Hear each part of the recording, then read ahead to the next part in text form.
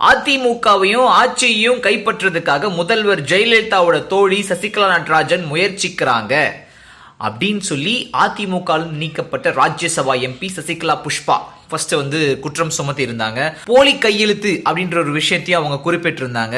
இந்த நிலையில சாக்கடை புஷ்பாவின் பூக்கடை சமாச்சாரங்கள் அப்படின்னு சொல்லிட்டு பயங்கரமான எதுகை மோனை இருக்கிற ஒரு தலைப்புல நமது எம்ஜிஆர் அந்த பத்திரிகையில சித்திரகுப்தன் அப்படின்ற பேர்ல சசிகலா புஷ்பாவை விமர்சிச்சு ஒரு கட்டுரை வந்திருக்குங்க. அந்த கட்டுரையை உங்களுக்கு படிச்சு காட்டுறேன், நீங்களே கேளுங்க. ஆரம்பிச்ச லைனே பயங்கரம். எச்சையே, உனக்கு பச்சை மையில் கையெழுத்திடும் பாக்கியத்தை பிச்சையிட்டது யார்? ஆனால் பகையாளியோடு உறவாடி கூர்த்தீட்டிய மரத்திற்கு குந்தகம் செய்கிறது நன்றி கெட்ட உன் நடத்தை. போலி கையெழுத்து, போலி படிப்பு, போலி புருஷன் என்பதுதான் பொழுதெல்லாம் உன் கூலி பிழைப்பு என்பதால் கள்ளமில்லா ஓர் நட்பை களங்கம் செய்கிறாய்.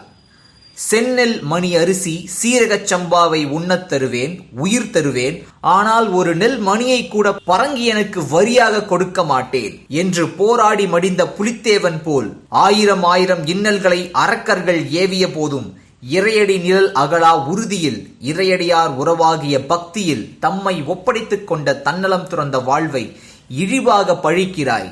உன்னை போன்ற இழிபிறவி என்று கருதி கொண்டு இட்டுக்கட்டி விழிக்கிறாய். கருணா வகுத்து கொடுத்த திட்டப்படி கடிதாசிகள் எழுதி பொம்பளை எட்டப்பன் நீ என்பதை உலகுக்கே ஊளையிட்டு உணர்த்துகிறாய். மொத்தத்தில் சாக்கடை புஷ்பாவின் பழைய பூக்கடை சமாச்சாரங்களை தோண்டி எடுக்க நீயாக முன்வந்து தூண்டுகிறாய். கழகத்தால் உயர்ந்துவிட்டு கழகத்துக்கே கடுந்துரோகம் இழைத்து போனவர்கள் வெகு நாட்கள் பொது வாழ்வில் நீடித்ததில்லை. அவர்கள் விலாசமற்று வீழ்ந்ததே வரலாறு என்பதை விரைவில் நீயும் காண்பாய். அதுவரை ஆடும் வரை ஆடு.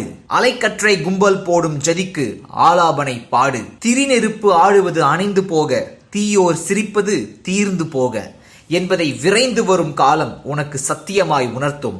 அதுவரை தீய சக்தி கூட்டத்தின் சுதிக்கேற்ப சொரணை கெட்ட ஜென்மமே உருண்டு புரண்டு ஆடு. அப்பா முடியல. சித்திரகுப்தனுக்கு வந்த ஒரு பிரச்சனையை பார்த்தீங்களா? அவர் பேரை போட்டு இந்த ஒரு கட்டுரையை பக்கமா எழுதி விட்டுருக்காங்க.